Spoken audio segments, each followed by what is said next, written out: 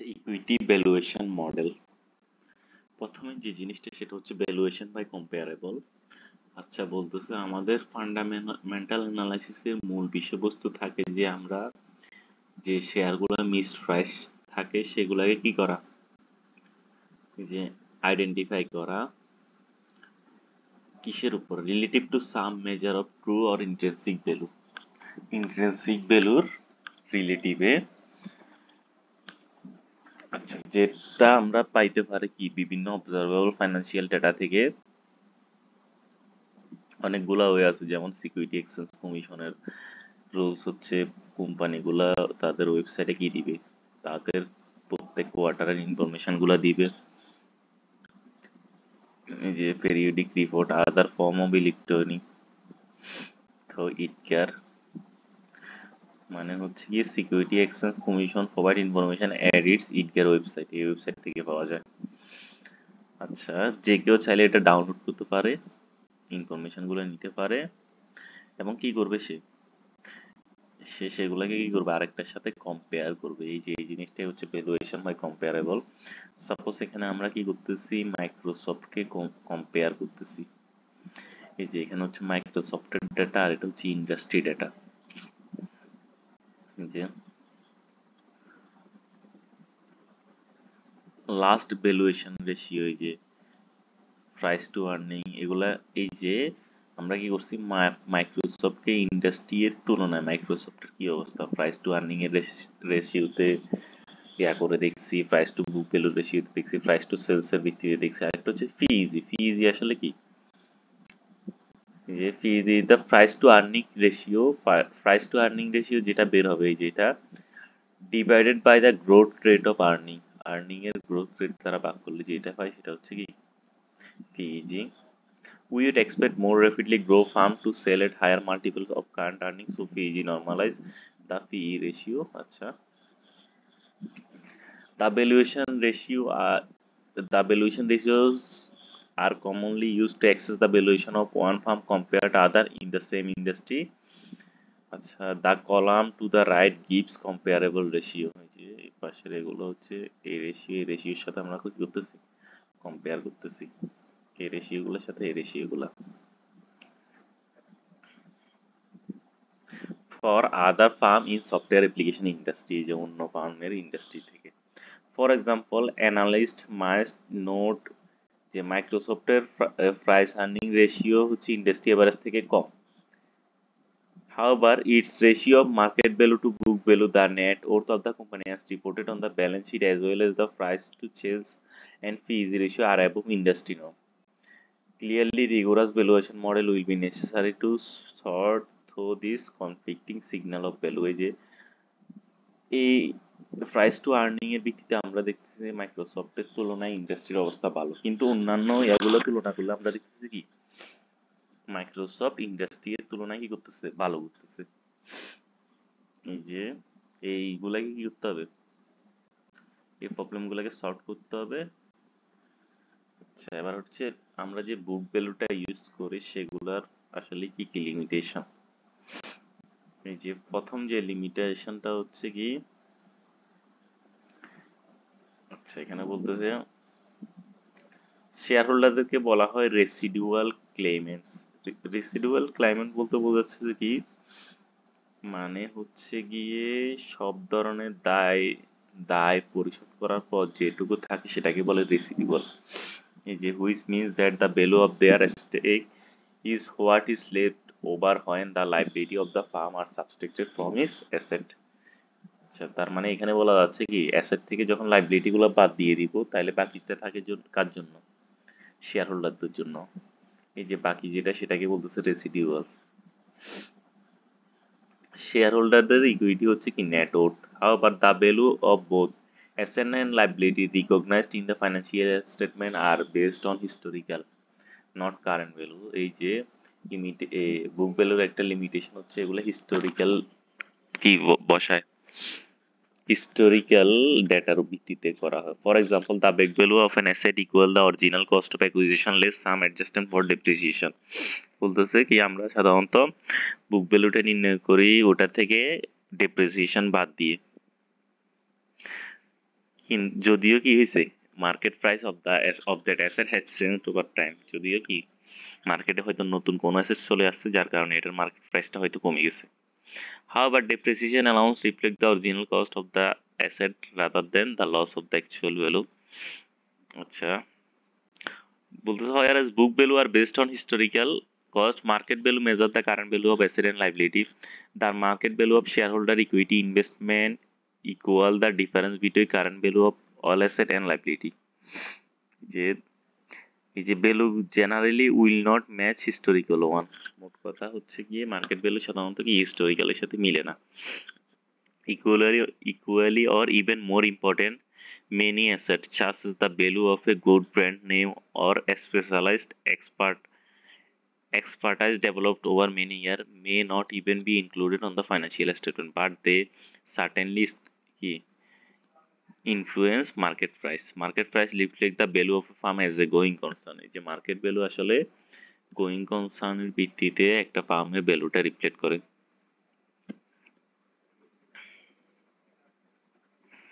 এই যে একটা মার্কেট ভ্যালু, এখানে একটা জিনিস দেখাচ্ছে যে ভালো একটা ব্র্যান্ডের নাম অথবা স্পেশালাইজড এক্সপার্টাইজড, যেটা অনেক বছর ধরে ডেভেলপ করা হয়েছে, সেটা হয়তো কি ফাইন্যান্সিয়াল স্টেটমেন্টে কি করা হয় নাই, ইনক্লুডেই করা হয় নাই। এই জন্য ফাইন্যান্সিয়াল স্টেটমেন্টের একটা লিমিটেশন হচ্ছে এটা বুক ভ্যালু হিস্টোরিক্যাল ডাটার উপর ভিত্তি করে বসানো হয়। আচ্ছা, বলতেছে can book value represent a floor for the stock price, মানে হচ্ছে কি স্টক প্রাইস গুলোর একদম কি নিচের যে জায়গা সেটা বোঝায়, মানে এর নিচে কি স্টক প্রাইস নামবে না এরকম কিছু বোঝায় বুক ভ্যালু দ্বারা আর কি। এই যে value which level the market price can never fall, বলতেছে যদিও Microsoft book value per share 2021 সালে ছিল কি less than its market price, other evidence disprove this notion. আচ্ছা, বলতেছে যে কি মানে মার্কেট প্রাইস বলতেছে 2021 সালে যদিও কি বুক ভ্যালু ছিল মার্কেট ভ্যালু থেকে কম, বলতেছে অন্যান্য এভিডেন্স পাওয়া যায় যেখানে মার্কেট ভ্যালু কম। আচ্ছা, a better measure of a floor for the stock price is the firm liquidation value per share. This is এই যে এটা হচ্ছে amount of money that could be realized by breaking up the firm, selling its asset, repaying its debt, and distribution remainder to the shareholder. আচ্ছা, liquidation value হচ্ছে ফার্মটাকে break করে তার asset গুলা থেকে লাইবিলিটি পে করার পর যেটা থাকে সেটাই হচ্ছে লিকুইডেশন ভ্যালু। যদি market capitalization drop below liquidation value, the firm become attractive as a takeover target. A corporate trader would find it profitable to buy enough share to gain control and then liquidate. আচ্ছা, আরেকটা হচ্ছে ফার্মের value ইয়া করার জন্য আরেকটা ইয়া হচ্ছে কি replacement cost of asset less liabilities.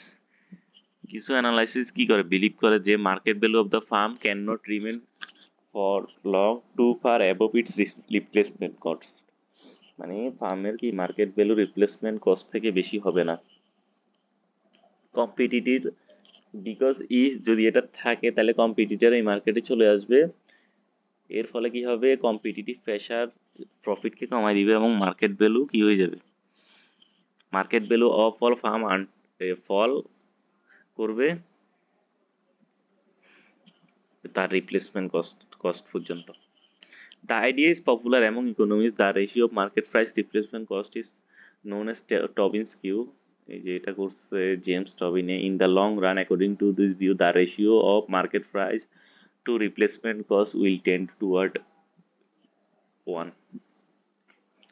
আচ্ছা, মার্কেট প্রাইস আর রিপ্লেসমেন্ট কস্টের এটা 1 এর দিকে যায়। তো আচ্ছা, although focusing on the balance sheet can give some useful information about farm liquidation value or its replacement costs, the analyst must usually turn to expect future cash flow. এই যে অ্যানালিস্টকে অবশ্যই কি করতে হবে, ফিউচার ক্যাশ ফ্লো গুলা estimate forecast করতে হবে ভালোভাবে এস্টিমেট করার জন্য। We therefore turn to the quantitative model that analysis used to value common stock based on forecast of future earning and dividend এর তারপরে আমরা কি করতে পারবো কোয়ান্টিটিভ মডেল দিয়ে কি করতে পারি কমন স্টকের ভ্যালুয়েশন করতে পারি আচ্ছা এখানে হচ্ছে intrinsic value versus market price এই যে বলতেছে যে the most popular model for accessing the value of a firm as a going concern start from the observation that an investor in a stock expect a return consisting of cash dividend and capital gain and losses এই যে রিটার্নটা কি থেকে পায় সে একটা হচ্ছে cash dividend থেকে আর একটা হচ্ছে কি ক্যাপিটাল গেইন অর লস থেকে এই যে আমরা শুরু করলাম 1 year holding period and supporting that ABC stock has an expected dividend per share আচ্ছা এবিসি কোম্পানির স্টক এটার এক্সপেক্টেড ডিভিডেন্ড হচ্ছে কত 4 টাকা আর কারেন্ট মার্কেট প্রাইস হচ্ছে 48 টাকা and the expected price at the year end তাহলে বছর শেষে এটার প্রাইস হবে কত টাকা expected price হচ্ছে 52 টাকা for now don't worry about how you derive your forecast of next year price at this point we ask only whether the stock seems attractively আমরা কি করব এই যে স্টকটাকে অ্যাট্রাকটিভলি প্রাইসেড করা হইছে কি না today given the forecast of next year আচ্ছা এখানে আমার হোল্ডিং পিরিয়ড রিটার্নটা কত সেটা নির্ণয় করব কিভাবে এই যে আমার কত ডিভিডেন্ড 4 টাকা প্রাইস এপ্রিসিয়েশন 4 টাকা আর ছিল বছরের শুরুতে ভ্যালু ছিল 48 টাকা সো এখানে 16.7% thus the stock expected holding period return is the sum of expected dividend yield যেটা তো এখন যেটা করলাম তাই and the expected rate of price appreciation হচ্ছে 4 টাকা ডিভিডেন্ড হচ্ছে 4 টাকা আচ্ছা but what rate of return do investors require of ABC stock কিন্তু কি পরিমাণ ABC স্টকের থেকে রিটার্ন দরকার ইনভেস্টরদের এই যে the CAPM state that যখন the when stock prices are at equilibrium level বলতেছে the rate of return is CAPM stock price যদি মার্কেট প্রাইসের সাথে ইকুইলিব্রিয়ামে থাকে তবে এক্সপেক্টেড রেট অফ রিটার্ন হচ্ছে CAPM thus the CAPM may be viewed as providing an estimate of the rate of return an investor can reasonably expect to earn on a security given its risk as a measure by beta this is return that investor will require of any other investment with equivalent risk বলতেছে এটা এমন একটা return যেটা কি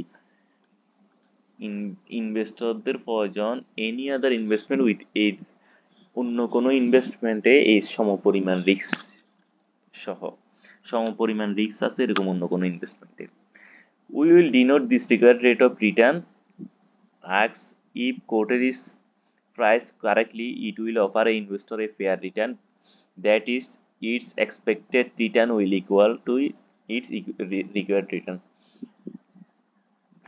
আচ্ছা যদি বলতেছে কি রিকোয়ার্ড রিটার্ন যদি প্রাইসটা কারেক্টলি কি করা হয় দিন করা হয় রিফ্লেক্ট করা হয় তাহলে কি হবে একটা ফার্মের এক্সপেক্টেড রিটার্ন আর রিকোয়ার্ড রিটার্ন কি হবে সেম হবে of course the goal of a security analyst is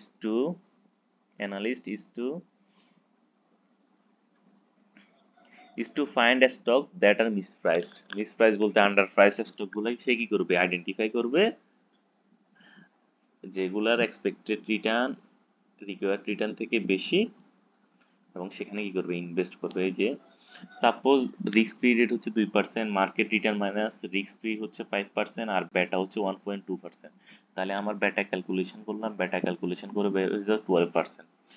আর আমার এক্সপেক্টেড হোল্ডিং পিরিয়ড রিটার্ন হচ্ছে 16.7%। তাহলে এটা কি হলো, therefore exceed the required rate of return by a margin of 4.7%। এই যে এটা আমার expected required rate of return থেকে 4.7% বেশি। তাহলে তা কি করবে, এবিসি ইনভেস্টর কি করবে, এবিসি এর স্টকটা কিনবে। Another way to C this is to compare the intrinsic value of A share to its market price. Intrinsic value K market প্রাইসের সাথে কি করা, তুলনা করা। The intrinsic value denoted B0 is defined the present value of all the cash flow the investor will receive, including dividend as well as the proceed from the ultimate sale of the stock, discount at the appropriate risk adjusted interest rate। মানে হচ্ছে গিয়ে intrinsic value হচ্ছে আমরা যে ভবিষ্যতে যে cash payment গুলো receive করবো সেগুলাকে রিস্ক অ্যাডজাস্টেড ইন্টারেস্ট রেটের ভিত্তিতে প্রেজেন্ট ভ্যালু করলে যে ভ্যালুটা পাবো সেটা হচ্ছে ইন্ট্রিনসিক ভ্যালু।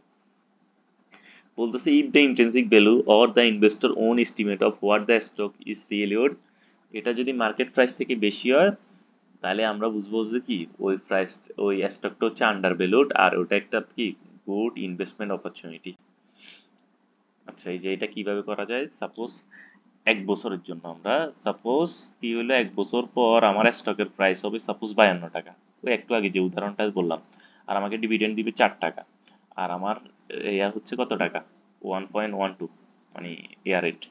তাহলে আমার ভ্যালুয়েশন করলে আমার ইয়া বের হচ্ছে কত, 50 টাকা, কিন্তু এটার মার্কেট প্রাইস হচ্ছে কত টাকা, 48 টাকা। সো এটা একটা কি গুড ইনভেস্টমেন্ট অপরচুনিটি। বলতেছে in equilibrium market price will reflect the intrinsic value, হচ্ছে এই যে যখন ইকুইলিব্রিয়ামে থাকে মার্কেট প্রাইস কি করে, ইন্ট্রিনসিক ভ্যালুকে রিফ্লেক্ট করে of all market participants. This means the individual investor whose value estimate differ from the market price must agree with some or all of the consensus estimate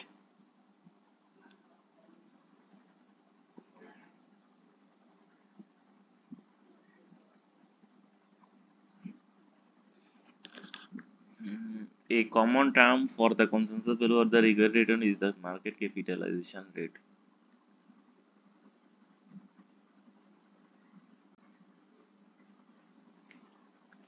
এই যে বলতেছে intrinsic value যখন কি market value থেকে differ করে, এটার এটার আসলে কিসের কারণে হয়, এই যে আমরা যে কি করলাম, কে হিসাব করলাম, ফি ওয়ান হিসাব করলাম, ডিভিডেন্ড হিসাব করলাম, এগুলোর কারণে।